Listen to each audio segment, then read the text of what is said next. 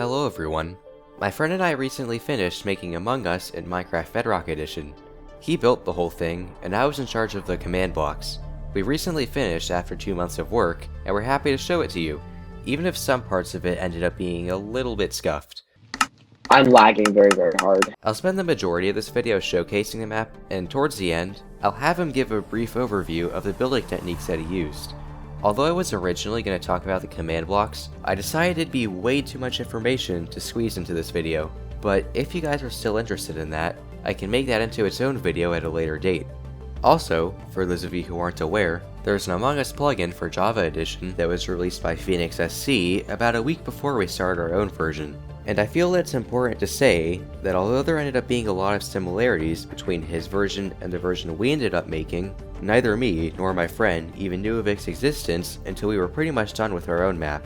I just want to clarify that any similarities my map ended up having are purely coincidental, because I don't want people to think I'm shamelessly stealing somebody else's ideas or something. The last thing I want to explicitly state is that no, I unfortunately won't be giving this map out, simply due to how awful its command blocks are to maintain, and there'd be way too many errors that people would run into without me being able to fix them. Fortunately, my future Minecraft projects will be done using behavior packs, and especially with the new functionality that was recently added to them, behavior pack coding should be much less of a nightmare. Anyway, that's enough rambling. On to the map demonstration. It'd be easiest if I start by walking you through how a standard game would work, and then explain the nuances from there on.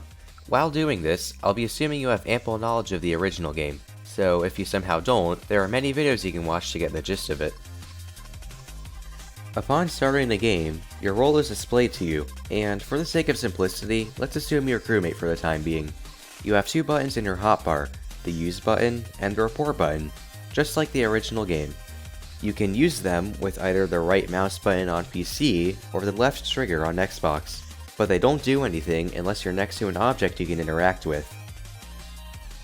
As a crewmate, your job is to do the various tasks located around the map.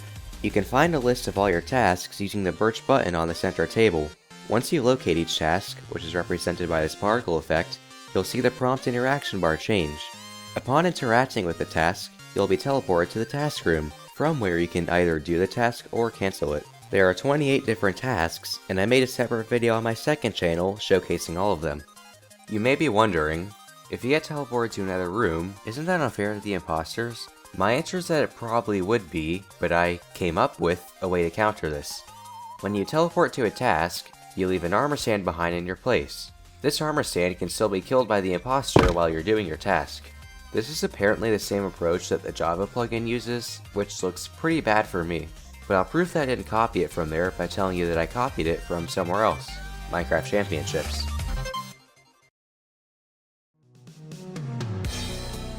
If you're a crewmate, you'll also have to try not to get killed. When a player is killed, they leave a corpse behind that looks like this.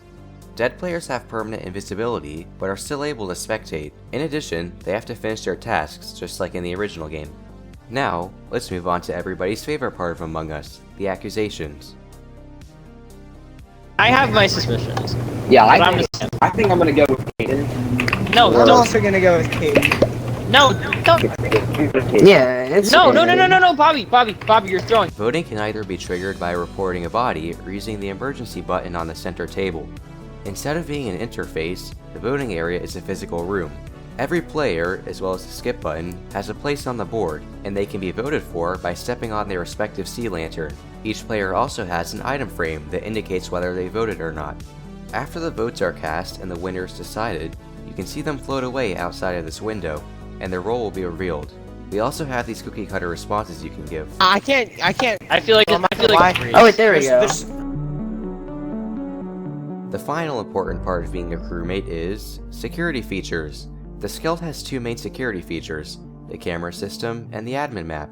Both work about as you'd expect, but I'll give a quick demo of them both. Just like tasks, the admin map takes you to a different room, while cameras physically teleport your player to the camera head, allowing you to look around the map in real time. The first thing about imposters that's interesting to note is I created a system that allows you to change each person's chance of receiving the role. Once imposters are spawned into the game, they have the same hotbar layout as crewmates, aside from also having the kill button. Something interesting to note is that the kill button is visible to other players, meaning they need to do a good job of hiding its presence. You might notice that the imposter's action bar looks a lot different. First of all, they have the option to sabotage via their use button. We imported all 5 sabotages present on the skeld, and the game constantly cycles between each option. I'll go over sabotages in more detail in a minute, but for now, I want to finish going over all of the imposter's use actions. Using a vent goes exactly how you'd expect it would. You stand on top of one, use the vent action, and you'll enter the vent as a particle effect is displayed. The most logical way to handle vents is to teleport the player to a different location, which is exactly what we did. There is a problem that arises from this though. In the real game, you're able to see whether any players are in your vicinity before jumping out of a vent. However, because our system teleports you to another location, we needed a different approach. I came up with a simple solution that I really ended up liking. Each exit vent has a color indicator underneath it, and it turns red if a crewmate is able to see the vent, and green otherwise. This way, you'll be able to determine whether any crewmates are looking at you before you decide to jump out of it. The last action available to imposters, which might surprise you, is task faking. Some of you might have noticed a flaw in the armor stand system, which is that it gives off a visual cue that the player is doing their task, thereby confirming that player's innocence. The easiest way to counter this is by giving imposters the same ability. So, if an imposter walks up to a task, they can interact with it to put an armor stand in their place, as if they were a crewmate doing their task.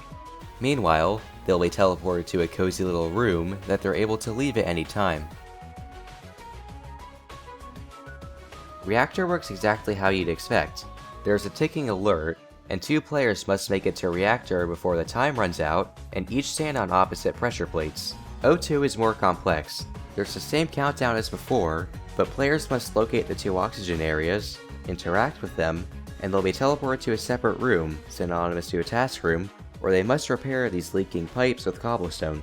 Once both rooms have been fixed, harmony is restored. Lights work in the exact way you're all expecting. All crewmates receive blindness for the duration of the sabotage. Fixing it is pretty straightforward.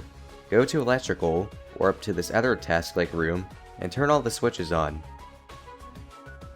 Comms is also pretty faithful to the original game.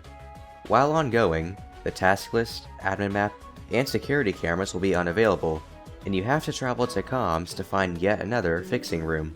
In this one, you set the correct rotation, or frequency, of the iron nugget knobs. I saved the most complex sabotage for last. Doors.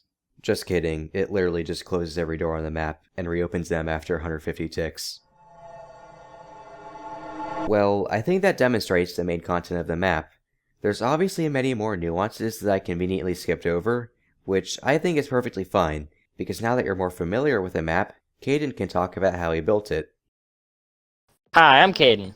Macro and I have collaborated on the difficult task of making a working Minecraft Among Us game mode. I have absolutely no skill in command blocks and coding, so I decided to take the much easier job of building. Our project began by making a basic design for the skeld and its various rooms. To be as similar to the real game as possible, we used maps from the internet and Among Us Freeplay to walk around the map, getting a feel for distances and locations of tasks. When converting Among Us to Minecraft, one of the trickiest things to do were the tasks. Normally, a crewmate will get a pop-up on their screen. We couldn't do this because it would severely limit the creativity and the complexity of our task design. Instead, we opted for task rooms. As they do in-game, these rooms range in difficulty and intricacy. Some simply require you to flip a lever, and others are more complex, like having to find anomalies or cleaning out leaves. While building the map, I realized the rooms and the halls looked a little bland. To solve this, I've added torches, buttons, and levers into the halls, and also did a random mix of terracotta. To show off this effect of how detailed I can change the whole map, I've made bland versions of the medbay hallway and medbay. When building the map, we tried to be as true to form as possible. Luckily, Minecraft has a wide array of blocks that we could choose from, but we did model and create some new textures just for the accuracy. I made unique banners, map pixel art, and got Macro to make a custom texture pack for blocks and items. It was a fun and interesting challenge to try to convert the third-person top-down Among Us gameplay into a first-person Minecraft experience. Overall, I had a great time building this, and I had a blast collabing with Macro. Now that it's over, it's time to cue the end screen.